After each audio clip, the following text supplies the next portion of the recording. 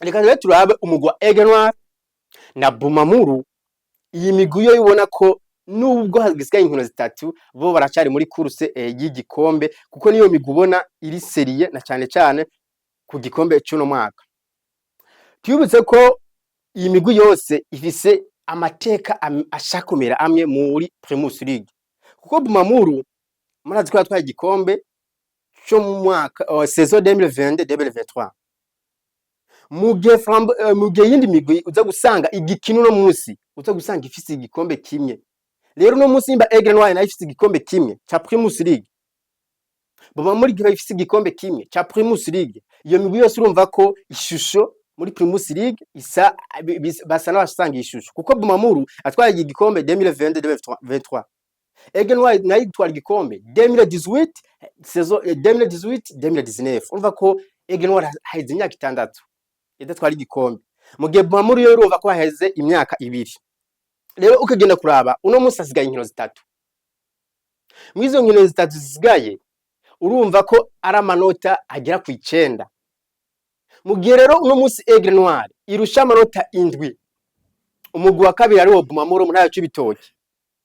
Ukagenda kuraba nko kuri Juna 28 Aigle Noir izoberekera kina na Royal Vision.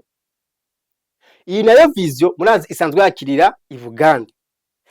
Ni kuvuga ko kuri Juna 28 hari amahigwe menshi yuko umugwi wa Aigle Noir ushobora kurarana igikombe. Ati bimeze gute? Nimba hasigaye inkino zitatu Aigle Noir hamwe yotsinda i Royal Vision, urumva ko hazobasigaye inkino zibiri. Izo nkino zibiri nazo zizoba zirimwo amanota agera kuri 6. Mu gihe rero uno munsi Bumamuru irushwa amanota 7 na Aigle Noir Fighters, nubwo Bumamuru nayo yoca itsinda Musongati kuko Bumamuru nayo kuri Juna 28 izoberekera na Musongati hehe mu ntara ya Gitega. Murumva ko Bumamuru ifise akazi kagoye gusumba ako Aigle Noir ifise. Kuko kuri Juna 28 Aigle Noir izoba yatembereye Royal Vision mu ntara ya Cibitoke. Niyatsinda Royal Vision mu gihe Musongati nayo izoberekera atana na Bumamuru, izoberekera mu mitwe na Bumamuru mu ntara ya Gitega. Mu gihe nubwo Bumamuru yotsinda na Aigle Noir gatsinda, ico Aigle Noir isabwa gusa n'ikintu kimwe no gutsinda iyi match yo kuri event kuri Juna 28. Iyi Juna 28 kayitsinda bizoba biheze Aigle Noir zo bitwara igikombe. Kandi bizoba bimara amaje ko Aigle Noir ishobora gutwara igikombe hehe mu ntara ya Cibitoke aho umugwi wa Aigle Noir umugwi wa Bumamuru usanze wakirira. Uko Royal Vision bazokina na Aigle Noir mu ntara ya Cibitoke. Uko nubwo Bumamuru yotsinda urumva ko ikinyuranyo c'amanota 7 kizoba kirimwo. Mu gihe rero ikinyuranyo c'amanota 7 kirimwo hakazoba hasigaye inkino zibiri.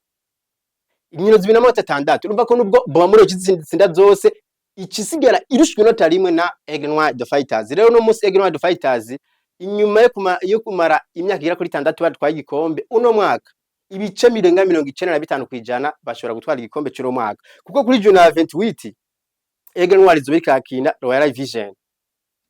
Kuri Juna 29 Aigle Noir izoca yakira Rukinzo.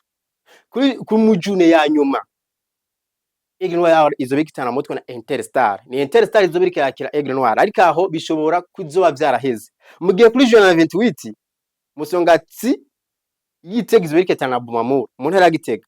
Kuri Juna 29 Bumamuru izoberekana mutwe na Message Dongozi. Urumva izo nkizgaje kuri June ya nyuma rero Bumamuru izocyuhura na Olympic Star.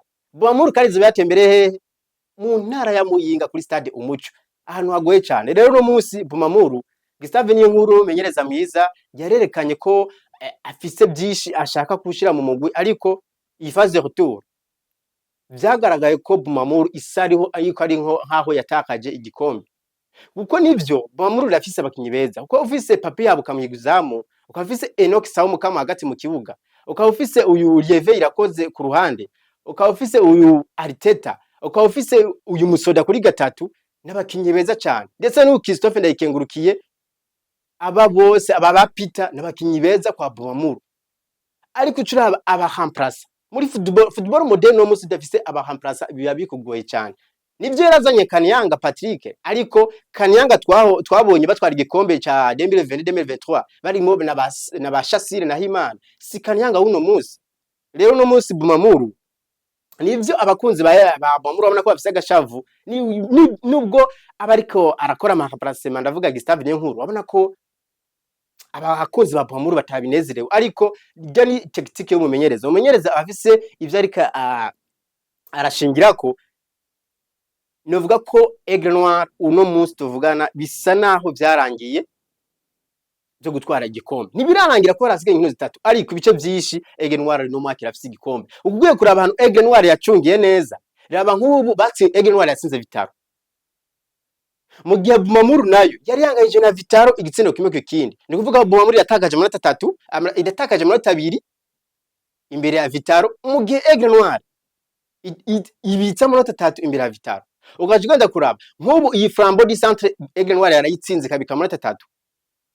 Bumamuru nayo bari bangayije na Flambeau du Centre, aho yose na amanota 2 batakaje, banganje igitsina kimwe kindi na Flambeau du Centre, mu gihe Aigle Noir yo na amanota babitse.